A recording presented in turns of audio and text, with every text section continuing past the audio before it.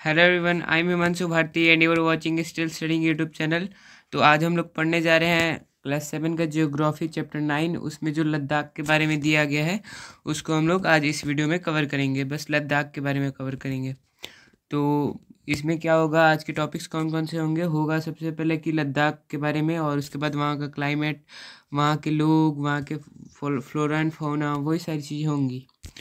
तो देखिए, यहाँ से शुरू हो रहा है topic. On the eastern side of Jammu and Kashmir, यानी कि जम्मू एंड कश्मीर के ईस्टर्न साइड में, इन द ग्रेट हिमालयाज में, is the cold desert region of Ladakh, मतलब कि वही है स्थान जहाँ पे कोल्ड डेजर्ट लाई करता है, लद्दाख लाई करता है।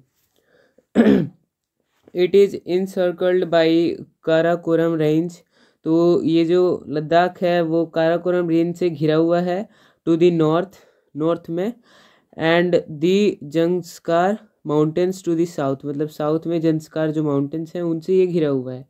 Ladakh is traversed by numerous rivers, तो जो लद्दाख है वो कई सारी नदियाँ उससे होकर गुजरती हैं, with the Indus being the most sufficient, जिसमें से जो इंदस है नदी वो सबसे ज़्यादा सिग्निफिकेंट है।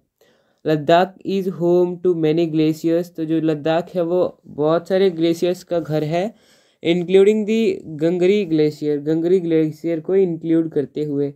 इन लद्दाख में the altitude varies from about 3000 metres in Kargil to more than 8000 metre in Karakoram, तो जो यहाँ की जो ऊंचाई है लद्दाख की वो वेरी करती है 3000 मीटर से लेकर 8000 मीटर तक। The area has a very cold and dry climate, तो यहाँ का जो क्लाइमेट है वो है बहुत ही ज़्यादा ठंडा और सूखा हुआ, as a result of its high elevation, इसके ऊंचाई पे स्थित होने के कारण ऐसा है।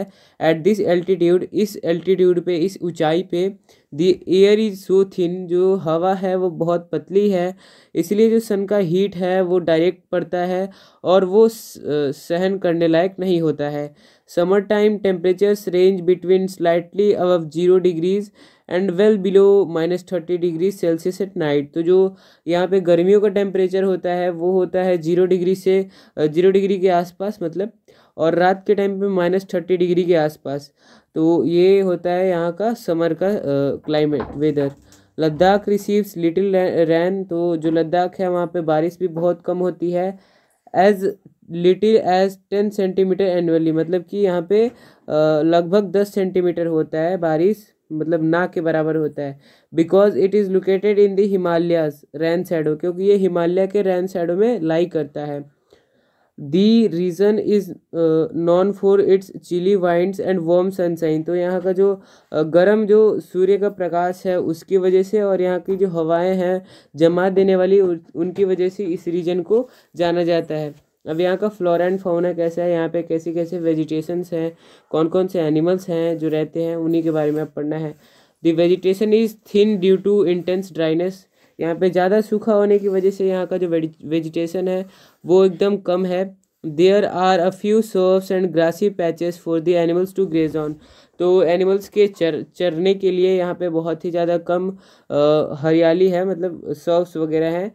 इन the valleys willow and poplar groves can be seen, तो यहाँ पे जो पेड़ हैं वो है विलो और पॉपुलर ग्रेप्स, तो जो विलो के पेड़ होते हैं उनसे बैट्स बनाए जाते हैं, बैट्स के लिए वो विलो की लकड़ियाँ काफ़ी अच्छी होती हैं। Trees of fruits like apples, मतलब कि यहाँ पे फ्रूट ट्रीज भी होते हैं, जैसे एप्पल्स हो गए, एप्रिकॉट्स हो गए, and walnuts ब्लूसम in this summer में जो वॉलनट्स ब्लूसम होते हैं वो सारे भी पाए जाते हैं। Ladakh is home to robins, redstarts, Tibetan snowcocks, ravens and hoopoes, तो यहाँ पे कुछ एनिमल्स पाए जाते हैं जिनका मैंने अभी नाम लिया है।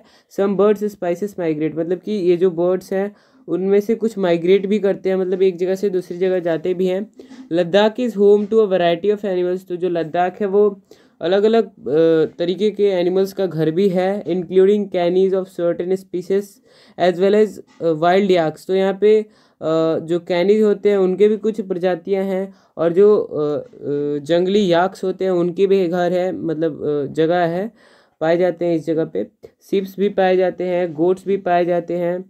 Live stock is raised for milk, meat and leather. तो जो लाइव स्टॉक है उसको उसके दूध के लिए, उसके मीट के लिए, उसके लेदर के लिए यहाँ पे पाया जाता है, मतलब ज़्यादा जाना जाता है। यहाँ के लोग किस तरीके के होते हैं, क्या कपड़े पहनते हैं, किस किस रिलीजन वगैरह से आते हैं यहाँ पे देखिए। The majority of people in Ladakh are either Muslim और बुद्धिस्ट। तो यहाँ पे जो ज़्यादातर जो लोग हैं वो या तो मुस्लिम हैं या फिर बुद्धिस्ट हैं। In fact, a number of Buddhist monasteries with their distinctive gompas dot the Ladakhi landscape। तो यहाँ पे जो बुद्धिस्ट मोनास्ट्रीज होते हैं, जैसे बुद्ध लोग जहाँ पे तपस्या वगैरह करते हैं, तो वो भी यहाँ पे पाए जाते हैं। The monasteries of Hemis, Thiksey and Lamayuru are well known. तो यहाँ पे जो मोनास्ट्रीज होते हैं जिनके भी नाम लिए, उन सब के मोनास्ट्रीज भी यहाँ पे अच्छी तरीके से जाने जाते हैं।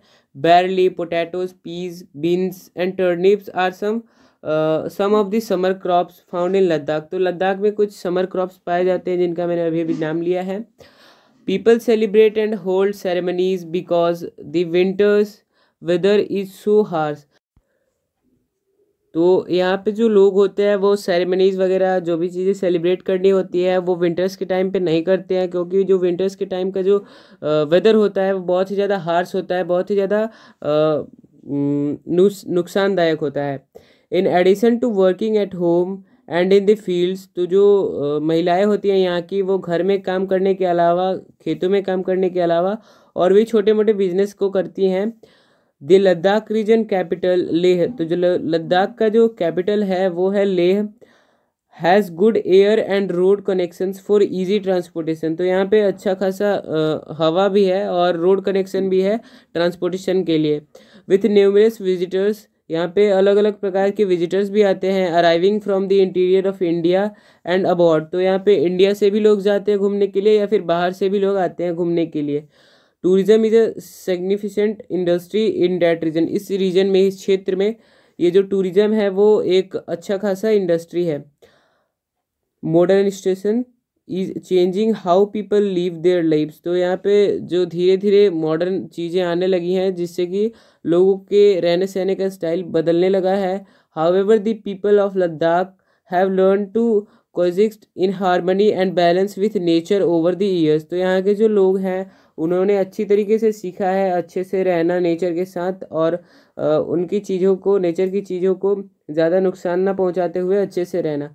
Resources like fuel and water are utilised carefully and reverently in Ladakh due to their scarcity. तो यहाँ पे जो फ्यूल वगैरह है, पानी वगैरह है, उनको अच्छे से मतलब केयरफुली यूज़ किया जाता है, ज़्यादा वेस्टेज नहीं किया जाता, क्योंकि यहाँ पर ये जो रिसोर्सेज है वो बहुत कम है। तो यही था आज का वीडियो। मिलेंगे आपसे किसी नेक्स्ट वीडियो में, तब तक के लिए बाय।